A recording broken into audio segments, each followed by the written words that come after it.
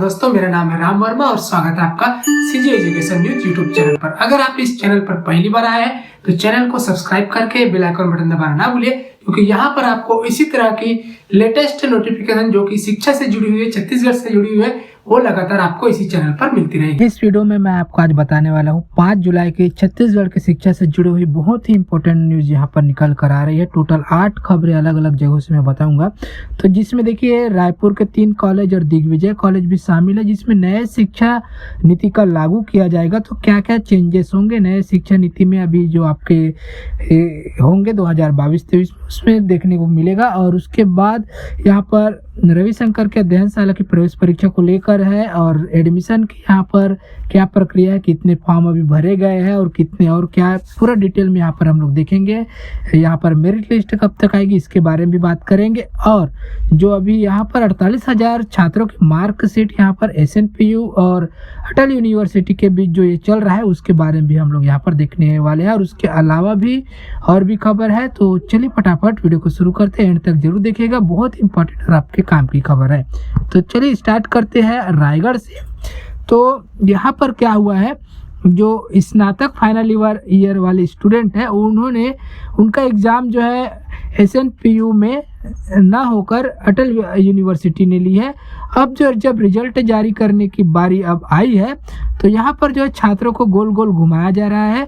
अटल university पहुंचे छात्रों ने कहा कि जब परीक्षा नियंत्रक कुल सचिव से रिजल्ट की जानकारी ली गई तो इनका कहना है कि रायगढ़ यूनिवर्सिटी रिजल्ट निकालेगी। वहाँ के अधिकारियों से पूछ रहे हैं तो वे कह रहे हैं कि अटल यूनिवर्सिटी ने परीक्षा ली है तो रिजल्ट भी वही जारी करेगी। इससे छात्रों को मार्कशीट लेने के लिए चक्कर काटना पड़ रहा है। ठीक है, तो जो दोनों भी यूनिवर्सिटी के बीच MOU जो हो गया है, रिजल्ट भी अटल यूनिवर्सिटी जारी करता है और परीक्षा भी अटल यूनिवर्सिटी ने ली है, लेकिन एग्ज़ाम होने के बाद रिजल्ट की जो मार्कशीट है उसमें किस यूनिवर्सिटी का नाम रहेगा, आपके जो मार्कशीट बनेगा वो अटल यूनिवर्सिटी का नाम रहेगा या फिर शहीद नंद कुमार पटेल यूनिवर्सिटी का नाम रहेगा, इसके ऊपर अभी तक कोई फैसला नहीं हो पाया है। यहाँ पर सोमवार को ही बैठक हुई थी यहाँ पर अटल विश्वविद्यालय के और जो शहीद नंद कुमार पटेल यूनिवर्सिटी के कुलपतियों के बीच सोमवार को बैठक हुई थी, लेकिन इसमें कोई भी निर्णय यहाँ पर नहीं लिया जा सका है। और इसकी जो एक बैठक जो आज भी हुई है तो कल या परसों इसका अपडेट आपको मिल जाएगा। मंगलवार को ये बैठक आज हो चुकी है तो मामला सुलझ गया होगा, तो कल तक आपको इसके अपडेट मिल जाएंगे। लेकिन इस बीच जो स्टूडेंट को परेशानी हो रहा है, बहुत परेशानी, क्योंकि अभी एडमिशन के लिए भी फॉर्म भरना है, किसी को नौकरी के लिए फॉर्म भरना है, तो बिना रिजल्ट के ये सब दिक्कतें उनको झेलना पड़ रहा है। अगली खबर यहाँ पर देखते हैं रायपुर से। तो पंडित रविशंकर यूनिवर्सिटी की जो UTD है, यूनिवर्सिटी टीचिंग डिपार्टमेंट में संचालित विभिन्न कोर्स में एडमिशन के लिए इस बार भी जो है प्रवेश परीक्षा आयोजित की जाएगी। 16 जुलाई से यह परीक्षा होगी। वही दूसरी ओर कॉलेजों के लिए इस बार भी प्रवेश परीक्षा नहीं होगी। यहाँ 12वीं के नंबर पे आधार के पर जो है ग्रेजुएशन फाइनल ईयर के नंबरों के आधार पर PG की सीटें मिलेगी। रविशंकर और उससे जुड़े कॉलेजों में UG और PG के एडमिशन के लिए आवेदन प्रक्रिया भी चल रही है। अब तक करीब 35,000 से अधिक आवेदन मिल चुके हैं। रविशंकर के अफसरों का कहना है कि एडमिशन की तारीख तय कर ली गई है, इसकी सूचना जल्द जारी होगी। जो प्रवेश परीक्षा ऑनलाइन होगी इसकी रूपरेखा तैयार कर ली गई है। परीक्षा 1 घंटे की होगी, पेपर 50 नंबर का होगा और इसके रिजल्ट के आधार पर मेरिट लिस्ट तैयार की जाएगी। इसके अनुसार सीटें बांटी जाएगी। वहीं दूसरी ओर कॉलेजों में एडमिशन के लिए आवेदन मंगाए जा रहे हैं। PG के लिए मेरिट लिस्ट कुछ दिनों में जारी होगी। अगली खबर हम लोग यहाँ रायपुर से देखते हैं। तो राजधानी के साइंस कॉलेज, छत्तीसगढ़ कॉलेज व डिग्री गर्ल्स कॉलेज कालीबाड़ी में ग्रेजुएशन की पढ़ाई सेमेस्टर के फार्मूले से होगी। इसका मतलब यह है कि कुछ दिन के सेमेस्टर ब्रेक को छोड़कर साल भर पढ़ाई होगी। यही नहीं, स्टूडेंट को साल में 2 बार परीक्षा देनी होगी। राज्य के ऑटोनोमस कॉलेजों में इसी सत्र से ये नया फार्मूला लागू किया जाएगा। इसके लिए तैयारी की जा रही है। अभी BA, BCom, BSc जैसे कोर्स की पढ़ाई एनुअल पैटर्न से होती है।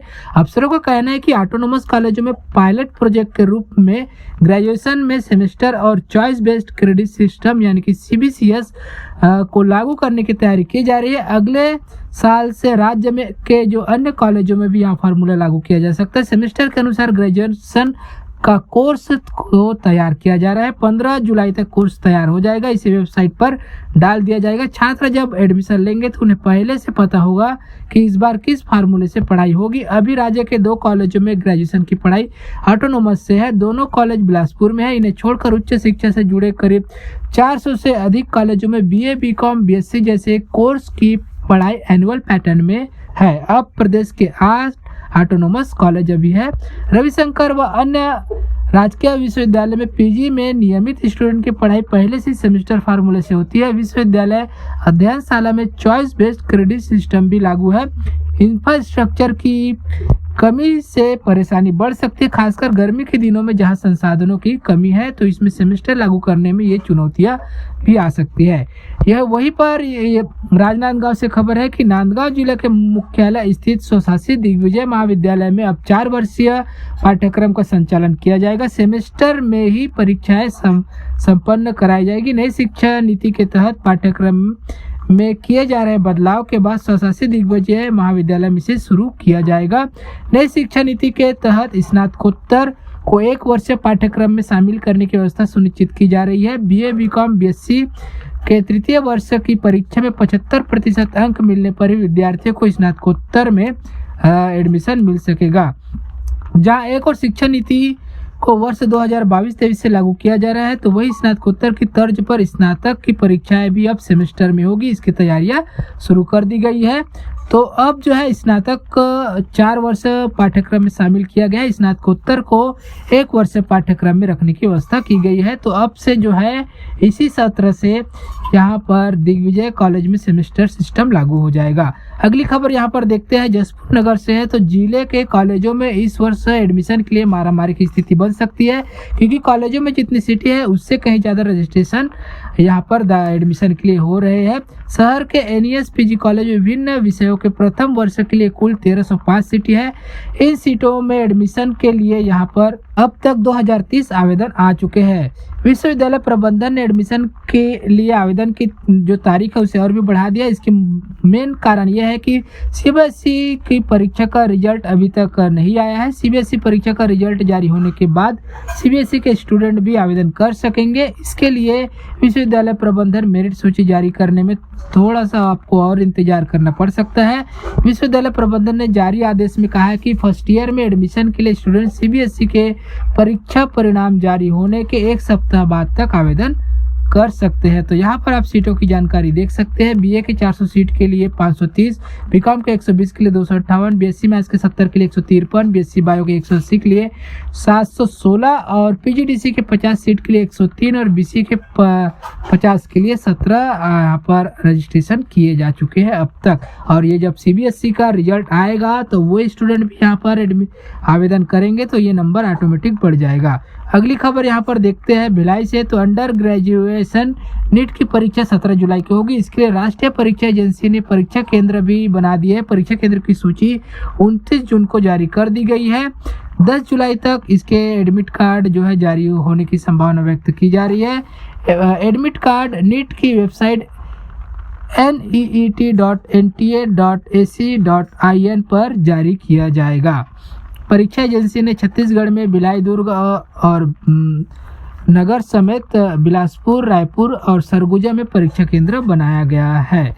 अगली खबर यहाँ पर देखते हैं। तो राष्ट्रीय स्वास्थ्य मिशन के तहत स्टाफ नर्स की संविदा पदों पर भर्ती हो रही है। भर्ती की वरीयता सूची जारी कर दी गई है। यह जानकारी CHMO डॉक्टर JP मेश्राम ने दी है। बताया कि अभ्यर्थी सूची को जिला प्रशासन की वेबसाइट durg.gov.in पर देख सकते हैं। इस पद के लिए आगे की कौशल परीक्षा 6 जुलाई यानी कल होगी। साइंस कॉलेज दुर्ग में आयोजित की जाएगी। नौकरी की दावेदारी के लिए बुलाए गए अभ्यर्थियों को कौशल परीक्षा देना अनिवार्य है।